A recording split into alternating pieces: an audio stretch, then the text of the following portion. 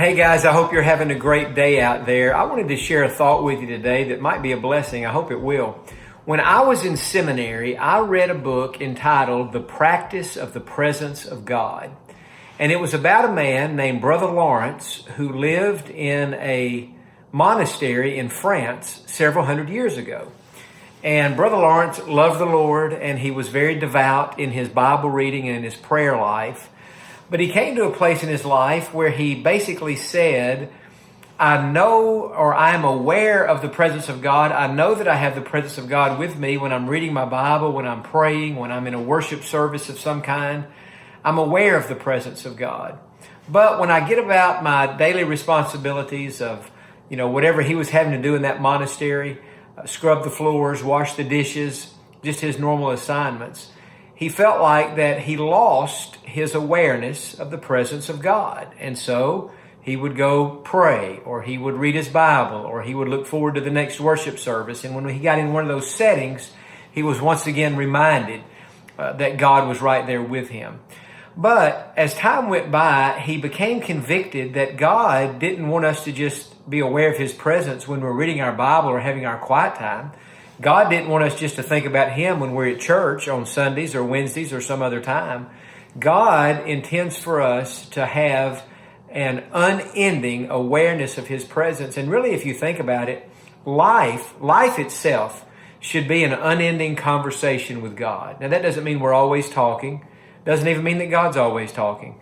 But it means that we're always in unbroken fellowship, in that union with Jesus Christ, in our spirits and in our hearts. And so Brother Lawrence set out to begin to practice the presence of God. And so, for example, when he was scrubbing the floors, he made himself think about God. And he not only made himself think about God, he began to talk to God during those times. And to say to God, well, God, here I am. I'm scrubbing the floor. I'm washing the dishes.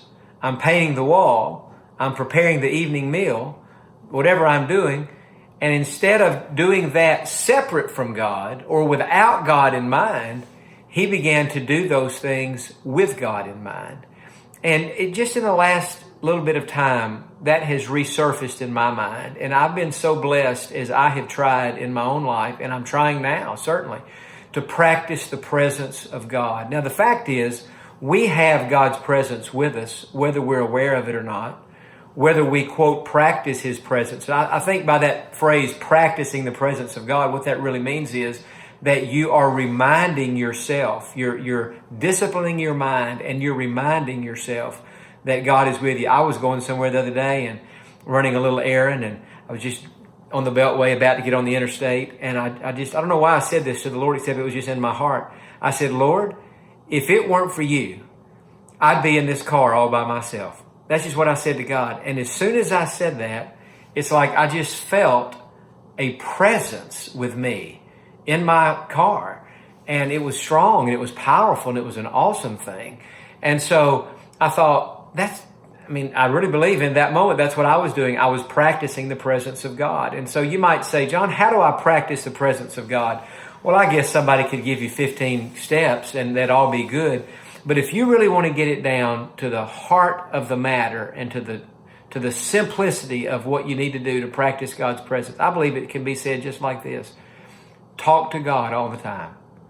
Just talk to him. When you wake up in the morning, just start the day out talking to God. You don't have to, when I wake up in the morning, I'm kind of have to try to figure out, what month it is, because it takes me a little while to get going in the morning. But as I'm coming to, that's what I do. I just try to connect with God right off the bat. And some days I do better, and some days I'm not as good. But the goal for all of us should be that each day should be a long conversation with God. Again, we're not talking the whole time. He's not talking the whole time, but we're in fellowship. We're in communion with him. So my challenge for you is, first of all, if you want to read a good book, go online and look up the book, The Practice of the Presence of God, about Brother Lawrence, and just order the book. I've got a copy at church that I read it years ago. I need to bring it home and read it again. But I think you'd be blessed if you would read that book. And then also, even whether you read the book or not, beginning whatever time of day that you're listening to this, as soon as it's over, you start talking to God. Say, God, I'm fixing to prepare lunch. God, I'm fixing to run some errands. God, let's go to the store together. God, got to wash the car. God, got to put gas in the car. God, got to pay bills. God, got to balance the checkbook.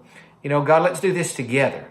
And I think if you'll do that, begin to practice the presence of God, what's going to happen is you're going to begin to enjoy the presence of God. You're going to begin to be aware of the presence of God. And what that's going to do, it's going to give you a peace and a confidence that God is with you and you're never alone in your life. And so today, talk to God, one long conversation, and see if that doesn't help. Practice the presence of God and you'll enjoy His presence more. Have a great day.